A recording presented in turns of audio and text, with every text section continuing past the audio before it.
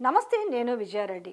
మొత్తం కూడా ఇప్పుడు ఏ పేపర్‌లో చూసినా, ఏ మెయిన్ స్ట్రీమ్ మీడియా చూసినా, ఏ సోషల్ మీడియా చూసినా ఒకటే డిస్కషన్ ఏంటి అనంటే క్యాబినెట్ ఎక్స్‌పాన్షన్. అసలు కాంగ్రెస్ పార్టీ ప్రభుత్వం ఏర్పడినప్పటి నుంచి కూడా ఏవైతే ఇంక్లూడింగ్ ముఖ్యమంత్రితో సహా మొత్తం 12 బెర్తులు ఫుల్ అయినాయి. ఇంకొక 6 ఉన్నాయి. ఈ 6 నేపథ్యంలో ఒక 4 ఫిల్ చేసేసి ఇంకో 2 పెండింగ్‌లో పెట్టాలి. ఎందుకంటే ఆశ చూపించాలి కదా! తర్వాత మళ్ళా 4 మొత్తం 6 ఇప్పుడే ఇచ్చేసిరనుకోండి, తర్వాత మళ్ళీ మాకు రాలే అంటారు కాబట్టి ముందైతే ఒక 4 ఫిల్ చేసేసి తర్వాత ఆ 2ని పెడదాము. ఇక రిమైనింగ్ ఏమైతే ఉంటాయో డిప్యూటీ స్పీకర్ కావచ్చు, చీఫ్ విప్ కావచ్చు, అంటే షఫిల్ ఇప్పుడున్న వాళ్ళకు కూడా షఫిల్ అయ్యే అవకాశం ఉంది. అయితే కొత్తగా మాకు బెర్తు లభించబోతుందని ఉన్న ఆశావాహులు ఒకరైతే, వస్తున్న వార్తల్లో కలవరపడుతున్న మంత్రులు కూడా ఉన్నారు. అందులో ఒక నలుగురు, ఇప్పుడున్న 12 మందిలో ఒక 4, 5 మెంబర్స్కి వాళ్ళ శాఖలు కూడా షఫిల్ చేసే అవకాశం ఉంది. అందులో ఒక 2, 3కి అయితే ప్రాధాన్యం లేని కొన్ని శాఖలు ఉంటాయి. అబ్బాయి ఇది ఎందుకు ఇచ్చిర్రా అన్నట్టుగా. ఇప్పుడు ఏవైతే ఇంపార్టెంట్ శాఖలు ఏవైతే చూస్తున్నారో వాళ్ళకి ప్రాధాన్యం లేని శాఖలు, అది ఖమ్మం జిల్లాకు చెందిన 3 మంత్రుల విషయంలో కావచ్చు, తర్వాత ఉమ్మడి మెదక్ జిల్లాకు సంబంధించిన ఒక మంత్రి విషయంలో కావచ్చు, వీళ్ళకు కూడా షఫిల్ చేసే అవకాశం ఉందనే వార్తలు మాత్రం ముమ్మరంగా వినిపిస్తున్నాయి. దాంట్లో ఖమ్మం జిల్లాకు చెందిన మంత్రి విషయంలో భూదందాలు, సెటిల్మెంట్లు, 30% కమిషను, అంటే నెంబర్ 2 అనుకున్న వ్యక్తి కూడా ఇంకా వెనక వరుసలోకి వెళ్ళే అవకాశం ఉంది అనే వార్తలు కూడా జోరుగా జరుగుతున్న సమయం ఇది. కానీ ఎక్కడ కూడా వాళ్ళు కూడా నోరిప్తలేరు. మరి ఏం జరగబోతుందని చూడాలి. మొత్తానికైతే భారీగా షఫిల్ చేసే అవకాశం అవుతుంది. ఇంకా రెండోది ఏంటనంటే ఒక 2, 3 మంత్రులకు మాత్రము కంప్లీట్గా పక్కన పెట్టే అవకాశం ఉంది. అందులో ఇంకా ఎందుకుందిలో ముసుగులో గుద్దులాట ఏముంది, కానీ కొండా సురేఖ విషయంలో అయితే బాహాటంగానే వినిపిస్తుంది. లేదు కదా, బీసీ కదా, మహిళ కదా, ఎట్లా పక్కన పెడతారనే డిస్కషన్ కూడా జరగవచ్చు. కానీ అది కాదట, ఆ స్థానంలో విజయశాంతిని తీసుకురావాలి అనేసి ఒక చర్చ కూడా బాగా తెరపైకి వచ్చిందట. వాళ్ళలో చర్చే ఇదంతా. ఇక రెండోది ఏంటంటే ఇప్పుడున్న ఈ నలుగురిలో ఎవరికి ఎక్కువ అవకాశం ఉందనే దాని మీదనే బాగా విస్తృతంగా చర్చ జరుగుతుంది. ఆశావాహులు అయితే చాలామంది ఉన్నారు. ఎక్కడి నుంచి చూసుకుంటే మనకి రాజగోపాల్ రెడ్డి కావచ్చు, వివేక్ కావచ్చు, తర్వాత ప్రేమ్ సాగర్ రావు, సుదర్శన్ రెడ్డి, మల్రెడ్డి రంగారెడ్డి, బాలు నాయక్, వాకిటి శ్రీహరి. సో ఈమెం అడగలేదనుకో, ఆమెకి ఇంటర్నల్గా ఉంటుంది, ఎందుకంటే ఈమె విజయశాంతి. తర్వాత ఇట్లా ఆది శ్రీనివాస్, చాలామంది ఉన్నారు. మామూలుగా అయితే 2 సార్లు ఎమ్మెల్యేగా గెలిచిన వాళ్ళు ఖచ్చితంగా మా సామాజిక వర్గం ప్రకారం మాకెందుకు రాకూడదు అనేసి నిజంగా అవకాశం వస్తే నగరకల్లి ఎమ్మెల్యే దగ్గర నుంచి మొదలు పెడితే, దేవరకొండ ఎమ్మెల్యే దగ్గర నుంచి మొదలు పెడితే ప్రతి ఒక్కరు 2 సార్లు ఎమ్మెల్యే అయిన వాళ్ళందరికీ కూడా మాకు కూడా మంత్రివర్గంలో స్థానం కల్పిస్తే బాగుండు అనేసి కొన్ని సందర్భాల్లో వాళ్ళు బయట పెట్టుకున్న అవకాశం కూడా కనిపించింది. అందులో రీసెంట్గా బాలు నాయక్ చెప్పిన విషయం కూడా బయటకు వచ్చింది. మా సామాజిక వర్గానికి ఏదో డిప్యూటీ స్పీకరో లేకపోతే ఇంకేదో ఇచ్చడం కాదు, మా సామాజిక వర్గానికి ఖచ్చితంగా క్యాబినెట్లో స్థానం కల్పించాలి అనేసి ఆయనకున్న ఒక ఇంట్రెస్ట్ ఏదైతే ఉందో దాన్ని బాహాటంగానే బయట పెట్టడం కూడా జరిగింది. బట్ ఇక్కడ ఎక్కడ కూడా మరి ఇప్పటికైతే ఈ బాలు నాయకు ఈ నలుగురిలో పోటీలో ఉన్నట్టుగా అయితే కనిపిస్తలేదు. ముఖ్యంగా వినిపిస్తున్న పేరు, ఫస్ట్ మనం రాజగోపాల్ రెడ్డి గురించి మాట్లాడుకుందాం. ఎట్లా సాధ్యం అవుతుంది అనే ఈక్వేషన్స్ కూడా మాట్లాడతారు. ఆల్రెడీ ఒక బీసీ నినాదం నడుస్తున్న నేపథ్యంలో, అక్కడ రాహుల్ గాంధీ బీసీలకు ప్రాధాన్యత అంటున్న నేపథ్యంలో ఆల్రెడీ ఉమ్మడి నల్గొండ జిల్లాకు 2 మంత్రి పదవులు ఇచ్చారు. అందులో కూడా 2 కూడా రెడ్లే. అందులో ఉత్తమ్ కుమార్ రెడ్డి అండ్ కోమటిరెడ్డి వెంకటరెడ్డి.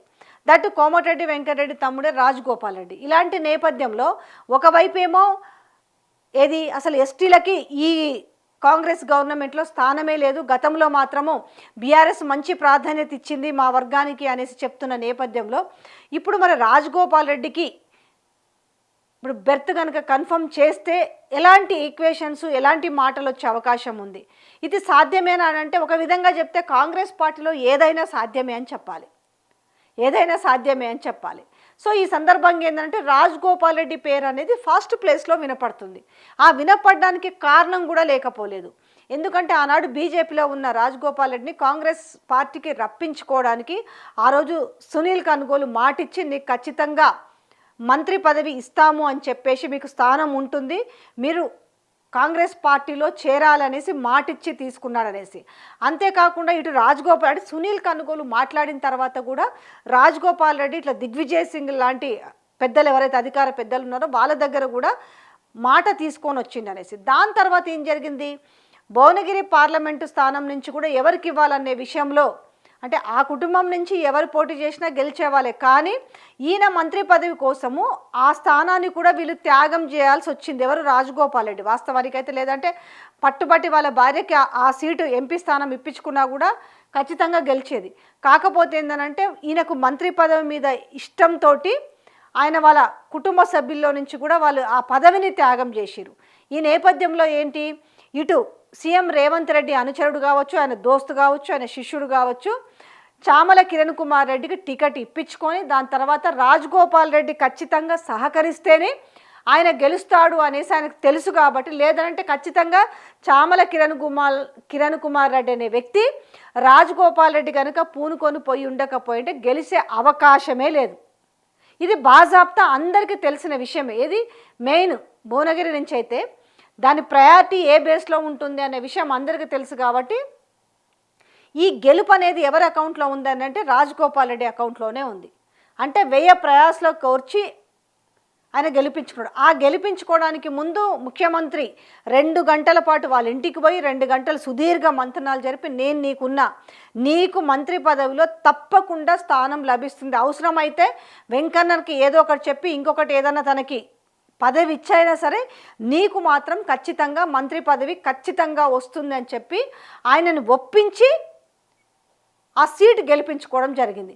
సో ఇన్ని క్రైటీరియాస్ ఉన్నాయి. ఏంటి, ఒకవేళ మరి అన్నున్నాడు కదా తమ్మునికి ఇస్తాడా అంటే మెల్లగా ఆ అన్నని మంత్రి పదవి నుంచి తప్పించి ఇంకేదైనా దానికి ధీటుగా సేమ్ ఈక్వల్గా వచ్చే విధంగా తనకి ఏదన్నా అప్పచెప్పాలనే ప్రయత్నం కూడా చర్చ జరుగుతుందట.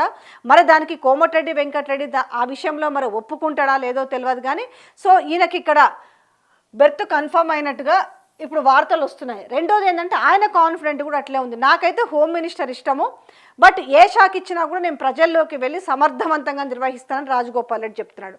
ఇక అదేవిధంగా గడ్డం వివేక్ విషయం కూడా మనకి చాలా స్టాండర్డ్గా వినిపిస్తుంది. అయితే ఈ ప్రేమ్ సాగర్ రావుకి ఇచ్చే విషయంలో మాత్రం ఈ జూపల్లి పక్కన పెట్టేసి జూపల్లి కృష్ణ అంటే ఇప్పుడు ఇద్దరికి వీళ్ళని పక్కన పెట్టేస్తారనే మాటలు గట్టిగా వినిపిస్తే చర్చ కూడా జరిగిందంట. ఎందుకంటే ఇదంతా కూడా మాకున్న ఇన్ఫర్మేషన్ ప్రకారం ఏంటంటే గాంధీ భవన్లోనే చర్చలు జరుగుతున్నాయి బాగా లీడర్లలో, వీళ్ళిద్దరిని పక్కన పెడుతున్నారు. అందులో ముఖ్యంగా ఈ జూపల్లి ప్లేస్లో మరి ఈ కొక్కిరాల ప్రేమ్ సాగర్ రావు మంచిర్యాల, సో ఈయనకు ఇందులో ఇన్నుంటుంది ఇతనికి అవుట్ ఉంటుంది అనేసి మరి అది ఎలాంటి చర్చలకు దారి తీస్తుంది.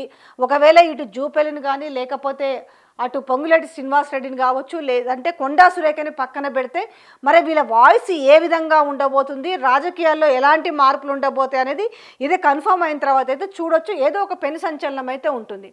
దాని తర్వాత ఇందులో మళ్ళీ ఎవరు వస్తున్నారు, సుదర్శన్ రెడ్డి. ఇక్కడ ఎవరు, రాజగోపాల్ రెడ్డి అవుతున్నాడు, ఇక్కడ సుదర్శన్ రెడ్డి అవుతున్నారు.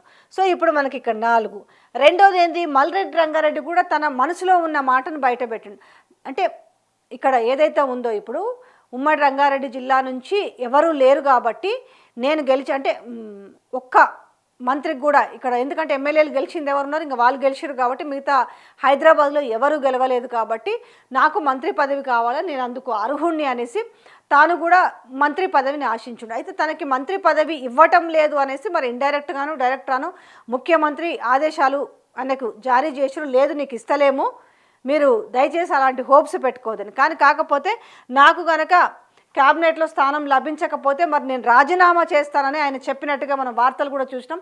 కానీ మరి రాజీనామా చేయడం వల్ల ఆయనకు వచ్చే ఉపయోగం అయితే ఏముండదు. బట్ మరి అతనికి ఏమన్నా డెప్యూటీ స్పీకర్ ఇచ్చే అవకాశం ఉండొచ్చు అనే మాటలు కూడా ఎక్కువగా వినిపిస్తున్నాయి. ఎందుకంటే ఆల్రెడీ గడ్డం ప్రసాద్ ఉన్నాడు కాబట్టి సో డెప్యూటీ స్పీకర్గా ఒకవేళ తనని అంటే చల్లబరచడానికి ఇవన్నీ ఎట్లుంటాయనంటే వ్యక్తులను చల్లబరిచే విధంలో ఎక్కడో ఒకడ షెఫిల్ చేయడము, ఎక్కడో ఒకడ అకామిడేట్ చేయడం జరుగుతుంది. ఇక మరి బాలు నాయక్ వచ్చేసరికి చూడాలి మరిగా. దాంతోపాటుకి ఇక్కడ వాకిటి శ్రీహరి పేరు కూడా వినిపిస్తుంది. సరే విజయశాంతి అంటే ఇక్కడికి తీసుకొచ్చి తర్వాత మిగతా ఇంకో 2 స్థానాలు ఖాళీగా పెడతారు కాబట్టి దాంట్లో ఏమైనా ఉంటుందా. దాని తర్వాత ఆది శ్రీనివాస్ మనం ఈ మధ్యలో ఎక్కువగా దాంట్లో చూస్తున్నాం, ఈయన కొంచెం గట్టిగా మాట్లాడము అంటే నోటికి ఏది వస్తుంది మాట్లాడుతున్న వైనం చూసినాం కాబట్టి గలం వినిపిస్తుంటే ఏది వస్తుంది మాట్లాడితే గలం వినిపిస్తారంటారు కదా, ఈయనకు చీఫ్ విప్గా అవకాశం ఉంటుంది అనేది ఉంటుంది. అయితే ఇక్కడ ఏమవుతుందంటే 4 అంటే 4 బెర్తుల కోసం ఇప్పుడు 4 మంత్రి పదవులు క్యాబినెట్ని ఫిల్ చేయడానికి 4 కోసం ఏఐసిసి కూడా ఆమోదం తెలిపిందట. ఈ నలుగురిలో వీళ్ళే ఉంటారా లేకపోతే మారుతారా అనే దానికంటే ఎక్కువగా ఆసక్తి ఏముందంటే ఈ షఫిల్ అయ్యే దాంట్లో ఏమేం మారబోవచ్చు అంటే ఇప్పుడు ఎవరెవరైతే ముఖ్యమైన అంటే ఉత్తమ్ కుమార్ రెడ్డి లాంటి వాళ్ళు అయితే అది అంటున్నారు, ఎందుకు నాకు ఇరిగేషన్ కూడా వద్దు, ఈ కూలుడు ఈ పగులుళ్ళు ఇదంతా నాకెందుకు అంటే మొన్న చూసినాం కదా ఎస్ఎల్బిసి విషయంలో ఇప్పటివరకు ఇంకా ఒక అంతుకు జరల. ఈ రోజుకి అంటే 31, 32 రోజుకి ఈ రోజుకు 2 మృతదేహం దొరికింది. తర్వాత శంకుశాల రిటైనింగ్ వాల్ గురింది, అన్ని ఇబ్బందులే ఉన్నాయి, నీళ్ళు ఇచ్చే పరిస్థితి లేదు. ఇలాంటి నేపథ్యంలో నాకు ఈ ఇరిగేషన్ వద్దు అని అన్నారన్న సమాచారం కూడా మరి తెలుస్తుంది, చూడాలి. కానీ ఏది ఏమైనా కూడా అంటే ఎప్పుడైనా ఇంకా ఈ ఉగాదిలోపు ఈ జరిగే క్యాబినెట్ ఎక్స్పాన్షను మార్పులు చేర్పులు కూడా భారీగా ఉండబోతున్నాయి. ఈ మార్పులు చేర్పుల తర్వాత ఎలాంటి పెను సంచలనాలు ఉండబోతాయి అనేది కూడా కొంత ఆసక్తికరంగానే ఉంది.